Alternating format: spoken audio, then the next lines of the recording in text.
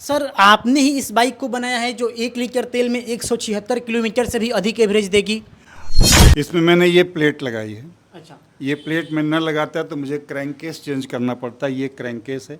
मैं वाइफ के गहने मैंने बेच डाले, फिर उसके बाद भी कम पड़ा तो एसबीआई का क्रेडिट कार्ड था, वो भी सब खर्च हो गया। जो पुराना इंजन है वो ये है, जो मेरा इंजन है वो ये है। अभी रोड टेस्टिंग में मैंने इसको जो पाया वो 176 और 177 के बीच में दशमलव में कुछ था किलोमीटर पर लीटर का है। और ये जब फाइन फिनिश बन जाएगा, अभी ये क्रूड इंजीनियरिंग है, तो ये 200 किलोमीटर पर लीटर से ज़्यादा एवरेज देना चाहिए। ये थ्योरेटिकल है इतना पोर्शन, अच्छा और 176 ये प्रैक्टिकल पोर्शन है। सर आपने इस बाइक को बना दिया, कैसे आपके अंदर इतना हिम्मत आया? हम ये भी सुने हैं कि आप अपना घर द्वार जो भी आपके पास पूंजी थी सब कुछ इसमें लगा दिया है सर। आपकी वाइफ प्रेग्नेंट हैं अगर, बाय द वे, जी। और उनके डिलीवरी होने वाली है, तो डॉक्टर अगर कहेंगे कि इसमें 2 लाख का खर्चा है, तो आप वाइफ को मरने देंगे, बच्चे को मरने देंगे, या प्रॉपर्टी को बेचेंगे? हम बचाना चाहेंगे सबको। तो मेरा बच्चा ये ब्रेन चाइल्ड है, इसको पैदा करने के लिए मुझे भी बचाना पड़ा। मैंने भी वही किया जो आप करते, जो आम आदमी करता है, कि क्या कीमती है आपके लिए, वही तो आप देखेंगे ना। प्रॉपर्टी तो आती जाती है दुनिया में, हम भी आएंगे जाएंगे, लेकिन बच्चा तो अब रहेगा ना। अगले 100 साल बाद हो सकता है ये मौजूद रहे, अगर फ्यूल मौजूद रहा, लोगों को इससे बेहतर ऑप्शन नहीं मिला। जो इंजन अभी हम यूज कर रहे हैं वो 1873 में बना था, कोई मॉडिफिकेशन बड़ा नहीं है 2 स्ट्रोक को 4 स्ट्रोक के अलावा। That is not change in engine. उसकी जगह पर ये चलेगा, इसकी जगह कल कोई और नहीं आया, तो इसको बचाना ज़रूरी था ना। सर एक बात बताइए कि इस इंजन में क्या क्या बदलाव किए हैं? इसमें हम देख रहे हैं कि काफ़ी सारी चीज़ें नई दिखाई दे रही, थोड़ा बताइए दर्शकों को। इसमें मैंने ये प्लेट लगाई है। अच्छा। ये प्लेट में न लगाता तो मुझे क्रैंकेस चेंज करना पड़ता। ये क्रैंकेस है। नया क्रैंकेस बनवाने का मेरे पास पैसा नहीं था, इसलिए मैंने अलग से लगा दिया। ये सस्ते में काम हो गया, जो मेरे पास रिसोर्सेज उपलब्ध थे। इसके अंदर क्रैंक में चेंज है। इस मैग्नेट में जितना क्रैंक से वेट निकाला है वो अलग से मैंने जुड़वा दिया है, वेट को दे दिया है। अच्छा ये वाला। ये नहीं होता, ये ओरिजिनल यहाँ तक है। ये प्लेट अलग से जुड़ी, क्योंकि क्रैंक को हमें अंदर प्लेट को उसको घिसना पड़ता है। उनका एक इनर्सिया है, वेट है, वो वेट कांस्टेंट करने के लिए उसको मैंने बाहर से मैच कर दिया। प्लस इसमें कनेक्टिंग रॉड, अब इतनी बीच की दूरी बढ़ गई तो कनेक्टिंग रॉड की लंबाई जो 120 मिलीमीटर के आसपास शायद होती है ओरिजिनल वाली, ये 210 है। प्लस और जो डिज़ाइन के पार्ट्स उसमें लगने चाहिए वो मैंने लगाए हैं। तो इतना ही चेंज है इसमें। क्रैंक में वो ओरिजिनल बनेगा, तब ये सब बाहर से नहीं जोड़ना पड़ेगा, वो डिज़ाइन बन जाएगी।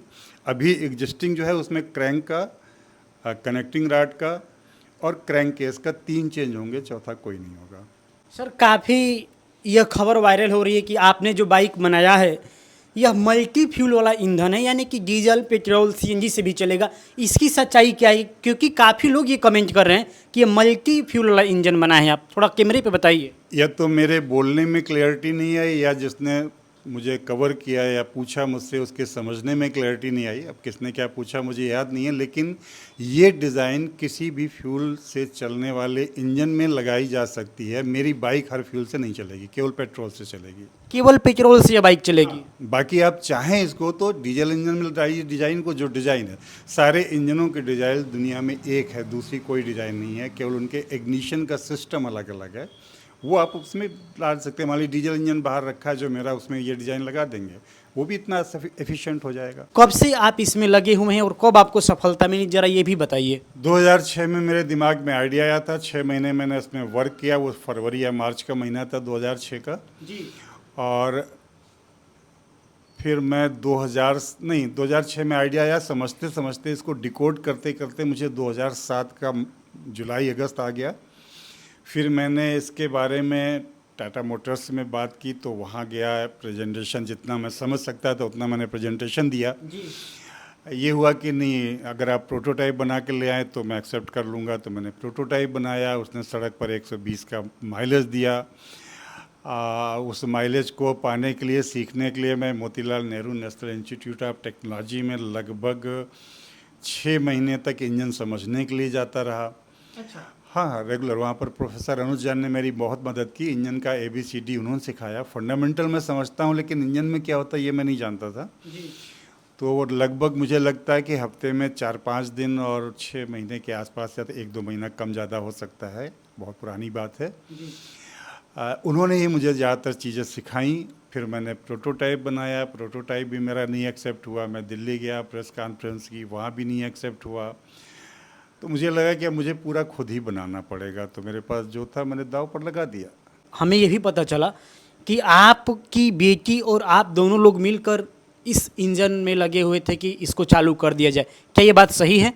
मेरी मजबूरी है कि मैं किसी लड़के को अपने साथ रख नहीं सकता, और इंजन में अगर आप इधर से काम कर रहे हैं तो या तो बार बार उठ के उधर चाहिए, या अपोजिट साइड कोई बंदा चाहिए जो साथ में काम करता रहे। मान लीजिए इसका चेसिस खोलना है, ये इंजन खोलना है, तो इसमें इधर से पकड़ना पड़ेगा, उधर से टाइट करना पड़ेगा, ढीला करना पड़ेगा। अकेले, और मेरी एज आप देख ही रहे हैं, तो घर में और किसी को बिठाना था। उसमें बेटी को सबसे ज़्यादा टेस्ट आता, you can say that she is a logical person, तो वो साथ देती थी और हम दोनों बैठते थे। सुबह कभी कभी तो मैं 6:30 बजे बैठ जाता था, बेटी सो रही तो उसको नहीं जगाया, वो 8 बजे आ गई, और रात का 8 तो रोज़ बजता था। ज़्यादा फंस गया कोई मामला तो 11 बज गया। सर, कभी आपके परिवार वालों ने ये नहीं बोला कि आप इतनी मेहनत कर रहे हैं, कहीं आपको सफलता मिले या ना मिले? कहीं परिवार से ऐसा कुछ कि आपको भी लगे कि नहीं अब हमको ये छोड़ देना चाहिए? इन सब दिक्कतों का सामना, थोड़ा इसके बारे में बताइए सर। मेरे बीवी और बच्चों के अलावा, बच्चे तो छोटे हैं क्योंकि मैं घर का बाप हूँ, नहीं मानेंगे जबरदस्ती मनवा दूंगा जी। लेकिन पत्नी का सहयोग जरूरी था। तो पहला लेटर उन्होंने 1998 में कलाम साहब को लिखा था विंड मिल के बारे में, उसका भी मैंने पेटेंट अप्लाई किया था, बेकार हो गया।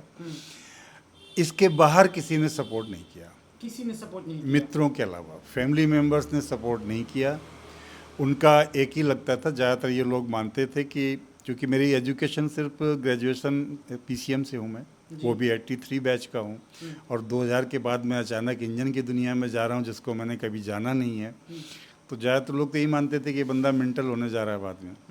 लेकिन मुझे जो 2007 में मैं टाटा मोटर्स में कह के आया था कि इट विल बी 200% एफिशिएंट, वही मैं आज कह रहा हूँ, और वही करके दिखाया मैंने। होना यह है कि ये 200% से कहीं ज़्यादा एफिशिएंट ना निकल जाए, वो भी ट्रायल नहीं किया, इसलिए मैं क्लेम नहीं कर रहा हूँ। सर, एक बात ये बताइए कि क्या आपका इंजन अगर 176 किलोमीटर का एवरेज निकालेगा तो ये इंजन इसका कितना गर्म होगा? इन सारी चीज़ों पे क्या कहना चाहेंगे? 2 घंटे यहीं पे स्टार्ट करके खड़ी कर देते हैं, और आपका उल्टा हाथ साइलेंसर के पिछले हिस्से पे रखवा दूंगा। वहाँ का टेम्परेचर मैक्सिमम 34 डिग्री 35 डिग्री जाता है, जो इससे हवाएं निकलती हैं 42 डिग्री जाती हैं, और जहाँ से साइलेंसर हेड से जुड़ता है वहाँ का टेम्परेचर अभी तक स्टैंड बाई मोड में मैंने 75 डिग्री नापा है, और चला के जब देखूंगा तब बता दूंगा। लेकिन मुझे लगता है कि टेम्परेचर बहुत कम बढ़ता है, तो गर्म क्यों होगा? क्योंकि हीट एनर्जी तो यूज हो जाती है गर्म होने से पहले। उसकी लॉजिक मैं जानता हूँ, कोई बहस कर सकता है मुझसे। मैं एक बार ये भी चाहता हूँ कि आप वो फाइल दिखाइए जहाँ पे आपने पेटेंट कराए और बाकी सारी चीज़ें थोड़ा यहाँ पे दिखाइए दर्शकों को। प्रयास अगर मुझसे आप जानना चाहते हैं इसलिए कह रहे हैं तो वो बता सकता हूँ। पेटेंट तो ये मान लीजिए 2 ग्रांटेड है मेरे। जी।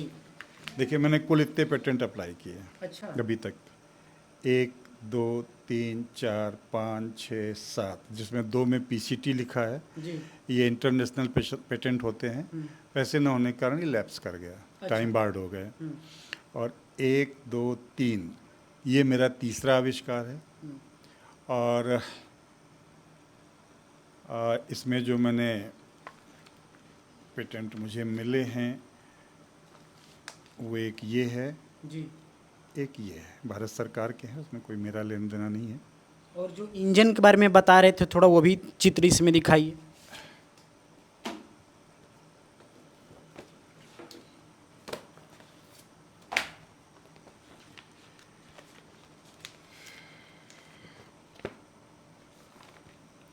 जो पुराना इंजन है वो ये है, जो मेरा इंजन है वो ये है।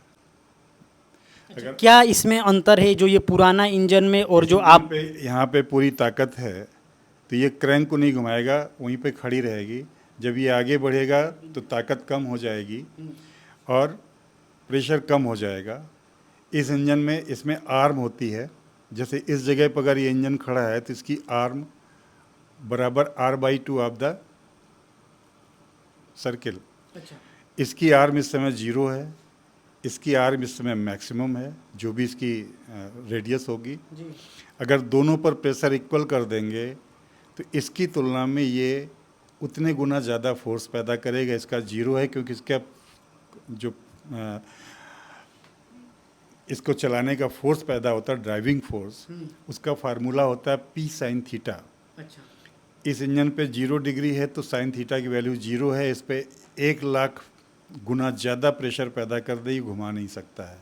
ये तभी घुमाएगा जब ये अपने मोमेंटम के कारण थोड़ा सा आगे बढ़ेगा और धीरे धीरे पहुंचेगा। तो ये इंजन अपना मैक्स प्रेशर जितना पैदा करता है, जो मैक्स वर्क निकालता है, उसकी तुलना में ये 3 गुना, तो मैं कह रहा हूँ कहीं ज़्यादा वर्क आएगा।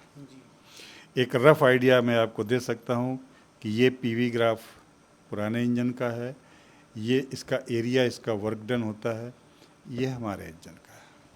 सर एक सवाल ये है कि अगर आपका यह बाइक का जो प्रोजेक्ट है अगर सफल लॉन्च हो जाता है मार्केट में, तो जो पुरानी गाड़ियां हैं और जो आपकी बाइक वाली, जो आपका इंजन वाली बाइक होंगी, उसकी प्राइस में क्या कुछ भी बढ़ोतरी देखने को मिलेगी? कंपनी जब बनाएगी तो दोबारा उनको डाई बनवानी पड़ेगी, क्रैंक की और कनेक्टिंग रॉड की और क्रैंकेस की। वो वन टाइम इन्वेस्टमेंट है। उसके बाद हो सकता है कि 500 रुपये का अंतर आ जाए, बाकी नहीं आना चाहिए। मतलब 500 बस? अब कंपनी बेचेगी वो दूसरी लॉजिक हो गई, लेकिन जो मैन्युफैक्चरिंग कास्ट बढ़ेगी वो 500-1000 रुपये से था, क्या बढ़ेगा? कुछ नहीं।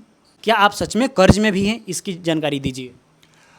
जब सारी प्रॉपर्टी बिकने बाद कम पड़ा तो वाइफ के गहने मैंने बेच डाले, फिर उसके बाद भी कम पड़ा तो एसबीआई का क्रेडिट कार्ड था वो भी सब खर्च हो गया, एचडीएफसी बैंक का क्रेडिट कार्ड था वो भी खर्च हो गया। उसमें से बहुत सी वसूली वाले आते हैं, कहीं लोक अदालत में मुझे बनारस बुलाते हैं, कहीं लखनऊ बुलाते हैं, किसी तरह हरासमेंट है एक तरह से, लेकिन कॉपरेट करते हैं फिर भी, क्योंकि मेरे पास है ही नहीं तो आप कुछ भी करिए। और बैंक ने मुझे जो कर्ज दिए, किसी ने कहा कि आपको इस समय मिल सकता है, जब मैं टाइमली पेमेंट कर रहा था, जब प्रॉपर्टी का पैसा था या किसी ने साथ दिया, उसने कुछ इन्वेस्ट कर दिया, तो मैं टाइम से पेमेंट करता था। लेकिन 2021 के बाद से मैंने कोई पेमेंट नहीं किया है, या थोड़े बहुत बीच में हुए होंगे। तो कर्ज तो मेरे पास बैंक का ही मुझे लगता है कि 10 लाख और 15 लाख के बीच में कहीं होना चाहिए टोटल। मैं जोड़ता नहीं, जो है वो तो करना पड़ेगा। और जो मेरे परिचित दोस्त यार मित्र कोई तैयार हो गया तो मैंने उससे उधार ले लिया। तो लोग मेरे बारे में कहते थे कानपुर में ठग्गू के लड्डू हैं, तो कहते थे ऐसा कोई सगा नहीं जिसको इन्होंने ठगा नहीं। तो ठगा नहीं मैं सारे पैसे ब्याज वापस करूंगा सबको। किसी ने अगर मुझे पैसे लगाए तो मैंने अपनी कंपनी की पॉलिसी सोच ये रखी है, अभी ये नहीं कर रहा हूँ। जैसे मेरे अभी दिखाऊंगा एक डायरी, जो भी मुझे 2 रुपये भी दे रहा है तो मैंने उसको एक डायरी में नोट किया है। अभी मैं वो लीगल नहीं कह सकता, इसलिए मैंने कहा नहीं है कि जब भी सब चीज़ लीगल हो जाएगी तो अगर आपने 5 रुपये दिए हैं तो उसके 500 रुपये मैं आपको वापस करूँगा। देख सकते हैं कि सर का बहुत बड़ा सोच भी है कि अगर 5 रुपया दिए हैं तब 500 रुपया वापस भी करेंगे।